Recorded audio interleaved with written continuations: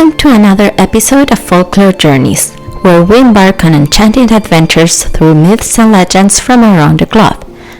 I'm your host, Bernardita, and today we embark on an enchanting exploration of Chinese mythology and folklore.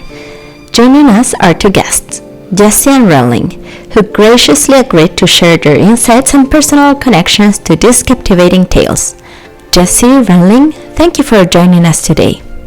Thank you too. Thank you too. Could you introduce yourself to our listeners? Of course, Benny. My name is Jessie, and I hail from China. Now I am an international student in University of San Francisco, and I am studying educational technology. Hello everyone, I'm Renling. I originally from China too, and I'm also an international student. And my master degree, not degree yet. It's also education technology. Thank you. So let's begin our journey by uncovering some traditional Chinese myths or legends that are particularly meaningful to you. Renling, would you like to start? Yeah, of course. This story is about where the Chinese Dragon Ball festival comes from. Could you tell us about this story? Yeah, the Dragon Ball festival is said to make people to memorize a person called Qu Yuan. So this person was a man that from the state of the Chu during the warring state period, and he was very loyal and patriotic. But unfortunately, the Chu king believes another bad guy, and Qu Yuan feel very disappointed, and then he threw himself into the Milo River. And after Qu Yuan jumped into the river, the resident, to prevent his body from being eaten by fish and shrimp, they threw some rice dumpling, 粽子, made of the bamboo leaf, and then inside the river, and racing boats to try to get the fish and shrimp out of his body. Oh, and nowadays do they throw those dumpling rice as well? I don't think they will throw this dumpling into river, they will eat it. Yeah, they could. Yeah. But they still do the racing boats, that kind of event, when it's in the Dragon Ball festival. It must be so fun. Yeah, is it fun? Now, Jessie, do you have any stories you would like to share as well? Yes, for me, it's the story of Da Yu, the Great, which teaches us about the power of perseverance, smart thinking, and working with nature rather than against it. Could you tell us about the story? Okay, so there is this epic story from ancient China about a hero named Yu the Great, or Da Yu, who tackled one of the biggest problems of his time, massive flooding. And this was a long time ago, around 2200 BC, and when China was often hit by destructive floods that made life super tough for everyone. So instead, he actually tried to stop the floods first. And his plan was to use this magical soil to build dams and barriers, but it just didn't work out.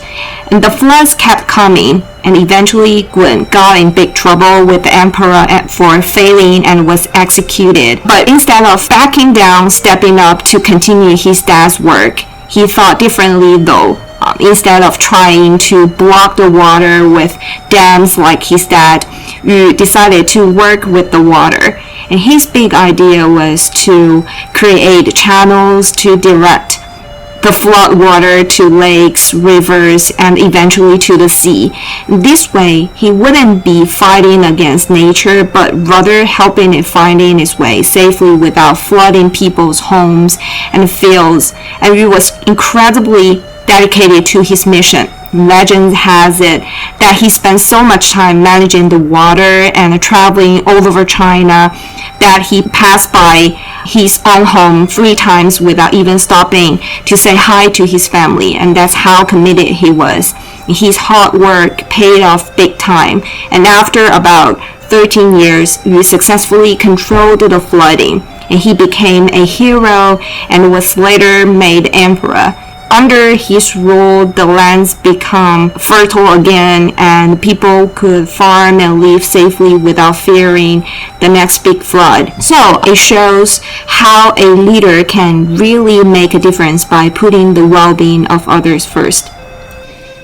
It's fascinating how two stories from the same country can be so different.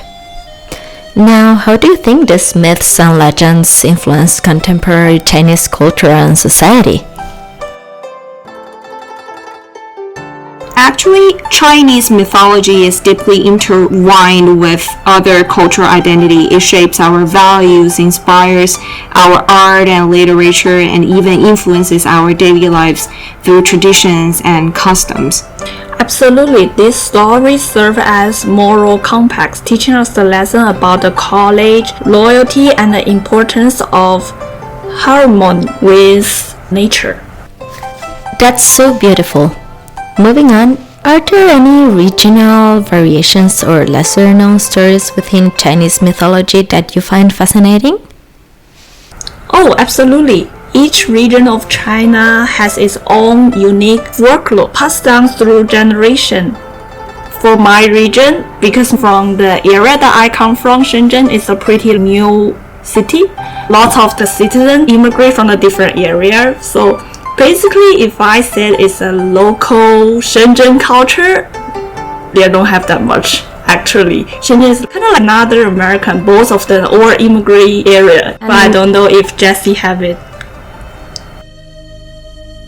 Yeah, I think there is a unique folklore passed down through the generation, and we all are familiar with it, which is a classic Chinese tale about a guy named Yu Gong, or the foolish old man.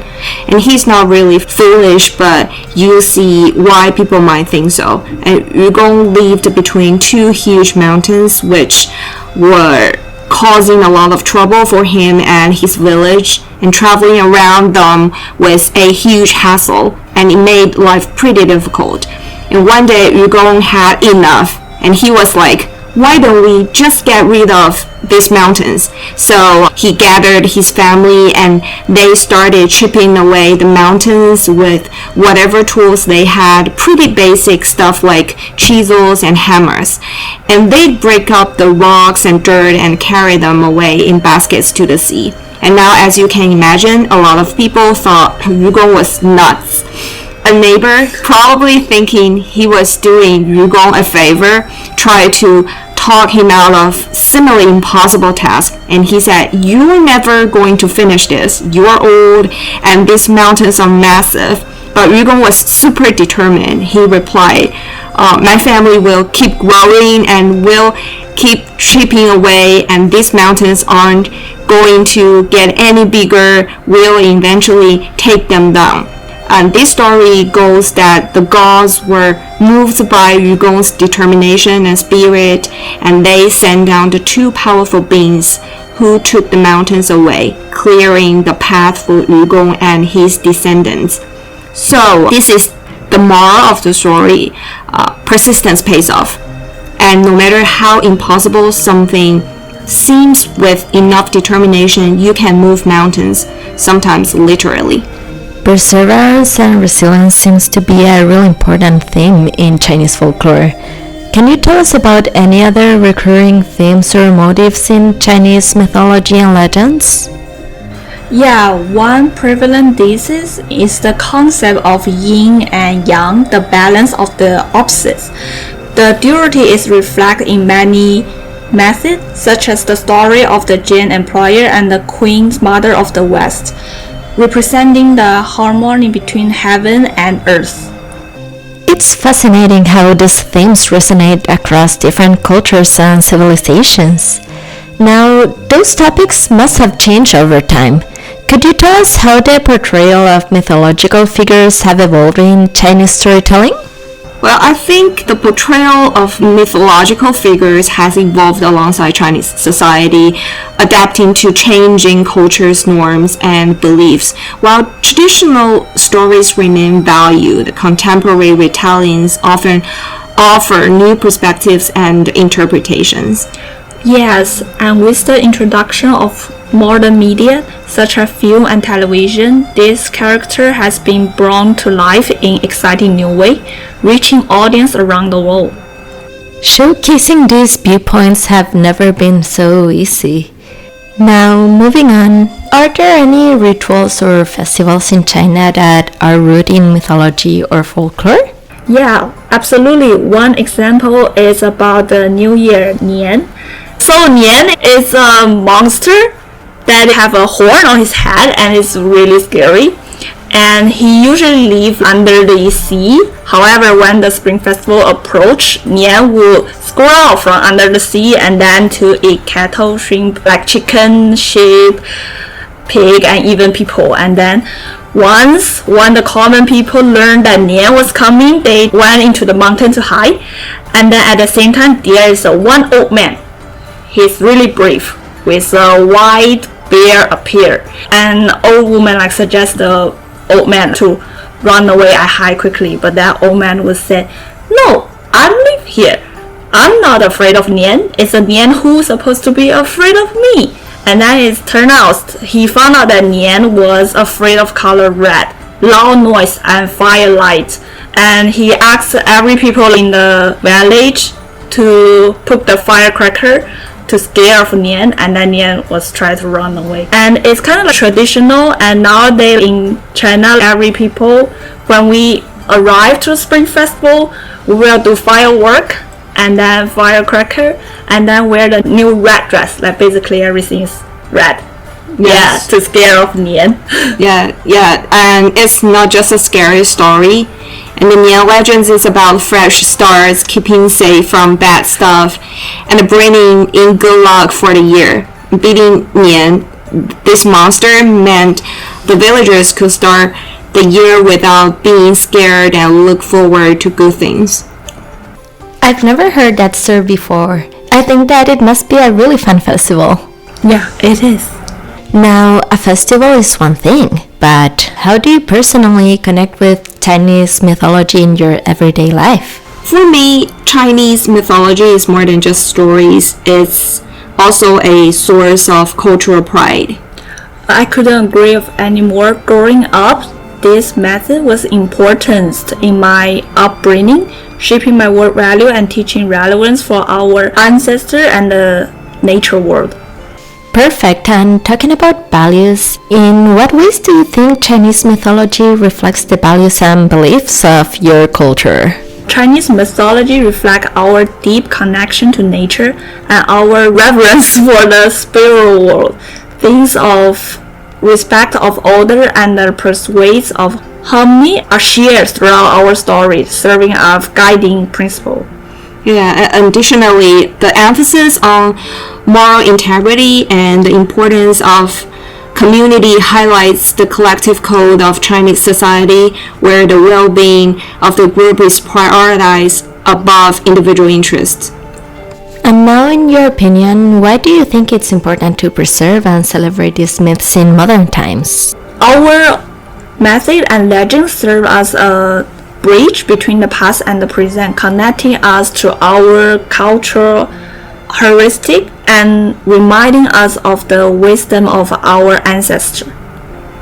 In my opinion, by preserving and celebrating these stories, we not only honor our traditions but also inspire future generations to embrace their cultural identity and find meaning in the rich tapestry of human experience. And lastly, what do you hope listeners take away from our discussion on Chinese mythology today?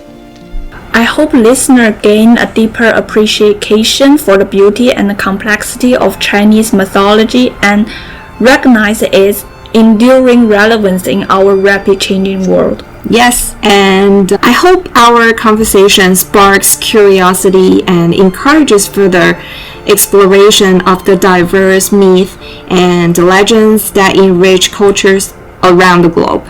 Thank you both for sharing your wisdom and insights with us today.